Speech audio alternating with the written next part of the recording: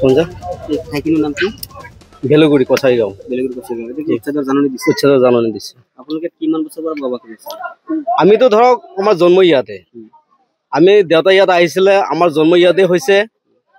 কিন্তু আমি শুনা পাইছোঁ যে বেলুগুৰি 379 বিঘা মাটিত চৰকাৰে জাননী দি আছে, আৰু তাত 379 বিঘা মাটিৰ ভিতৰত 200টা পৰিয়ালে 50ৰ পৰা 60 বিঘা মাটিৰ ভিতৰত বহি মানে ঘৰটো সাজি পেলাই কাম বন কৰি খেতি বাতি কৰি খাই আছে। বেলুগুৰি কছাৰী গাঁৱত যিমানখিনি মাটি আছে বেছিভাগ মাটি আমাৰ বড়ো মানুহৰ দখলত আছে। সিহঁতৰ মাটি খেতি বাতি কৰি পেলাই এইবিলাক মানুহে খাই আছে।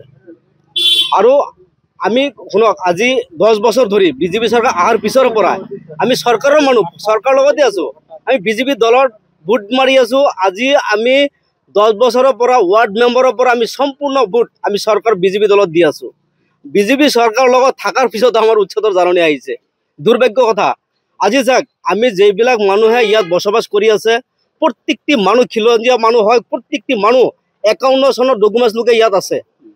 আৰু এই মানুহখিনি চৰকাৰে যদি চৰকাৰ মাটি নিয়ক, আমাৰ আপত্তি নাই। কিন্তু 50-60 ঘৰ মানুহে 50-60 বিঘা মাটিৰ ভিতৰত 200 ঘৰ মানুহ 1 কটা 1.5 কটা মাটি লৈ বহি পেলাই সিহঁতে বসবাস কৰি খাই আছে, কাম বন কৰি। এইখিনি মাটি শুনাই আছে, লগত বিল আছে, এই জলহা আছে। এইবিলাক মাটি চৰকাৰে কি প্ৰয়োজন হৈছে আমি নাজানো। যদি মই কৈ আছোঁ, CM ছাৰক অনুৰোধ কৰি আছোঁ, যদি এইটো মাটি যদি চৰকাৰ প্ৰয়োজন হৈছে লৈ যাওক, যদি প্ৰয়োজন হোৱা নাই হিংসা কৰি আমাৰ পৰা মাটিটো নিনিবলৈ মই আহ্বান জনাইছোঁ। আৰু এই মাটিটো যাতে এই দুখীয়া মানুহক মৰম কৰি দয়া কৰি মানুহক দি থৈ যাওক, খালি এটা ঘৰ সাজি পেলাই ল'ৰা ছোৱালী পোহপাল দিবলৈ। আমাৰতো খেতি বাতি কৰি খাবলৈ আশা নাই। আমাৰ ওচৰত অসমীয়া মানুহ আছে, কছাৰী মানুহ আছে, হিন্দু মানুহ বহুতেই আছে। সিহঁতৰ মাটি আমি খেতি বাতি কৰি খাই আছোঁ। নিজস্ব মাটিত আমি খেতি বাতি কৰি খোৱা নাই। একচুৱেলি আমি কৃষক হয়, আমি ইহঁতৰ মাটি কৃষক কৰি খাই আছোঁ। আমি ইয়াত মাটি দখল কৰি আজাদিকে খেতি বাতি কৰি তামোল বাগান বনাই পুখুৰী বনাই খোৱা নাই। জাষ্ট খালি বহি পেলাই মানে আমি বহিছোঁ আৰু কাম কাজ কৰি খাই আছোঁ। ইয়াত কোনো ধনী মানুহ নাই, চব দুখীয়া মানুহ। আৰু প্ৰত্যেকটি মানুহ ভাৰতীয় অসমীয়া মানুহ হয়। আপোনালোকে লাগিলে যিমানখিনি পৰীক্ষা কৰিব আছে পৰীক্ষা কৰি লওক, আমাৰ কোনো আপত্তি নাই। যদি ভাৰতীয় মানুহ হয় দয়া কৰি আপোনালোকে, আৰু এই মানুহকেইটা কিন্তু প্ৰত্যেকটি মানুহ বিজেপি ফলীয় মানুহ, প্ৰত্যেকটি মানুহ বিজেপিৰ মানুহ। এতিয়া আপোনালোকে যদি বিশ্বাস নকৰে, ৱাৰ্ড আহি চেক কৰক। আমাৰ যিটো ভোটাৰ যিটো কেন্দ্ৰ আছে তাত আহি চেক কৰক। 90% মানুহে বিজেপি ফলীয় ভোট মাৰে আজি 10 বছৰ ধৰি। কিমান বছৰ ধৰি আছে? আমিতো ইয়াত আমাৰ জন্ম হৈছে ইয়াত প্ৰায় 50 বছৰ হ'ব। ইয়াত 50 বছৰ ধৰি আমি ইয়াত বহি আছোঁ। তাৰ মাজতো 379 বিঘা মাটিৰ ভিতৰত মাত্ৰ 50 পৰা 60 বিঘা মাটিত 200 ঘৰ মানুহ বহি আছে। আৰু বাকী মাটিবিলাক চৰকাৰী হিচাপত আছে। আমাৰ এই বড়ো মানুহে দখল কৰি সিহঁতৰ দখলত আছে। সিহঁতে কিন্তু আমাৰ মানুহক খেতি বাতি কৰিবলৈ লিজত দি পেলাই বছৰ সিহঁতৰ টকাটো সিহঁতে খাইছে, কিন্তু বদনামটো দিছে আমাৰ মানুহে দখল কৰি আছে। এই দুৰ্ভাগ্য। এইবিলাক কিন্তু ক'বলৈ নাপায়, মিছা কথা ক'বলৈ নাপায়। যদি দখলত আছে ইয়াতে কৈ দিব লাগিছিলে।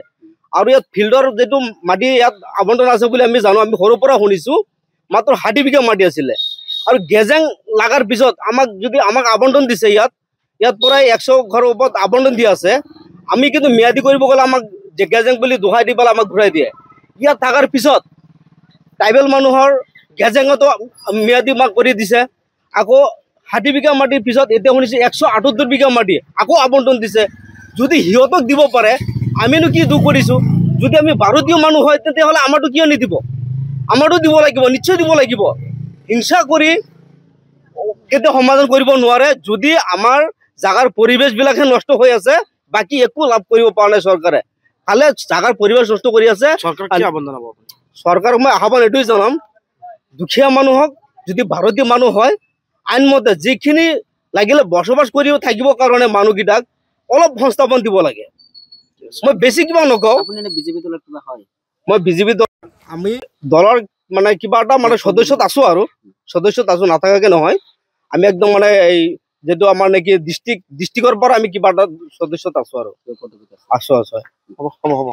যিকোনো খবৰৰ বাবে যোগাযোগ কৰক 7099017330 লগতে 7099017110 নম্বৰত।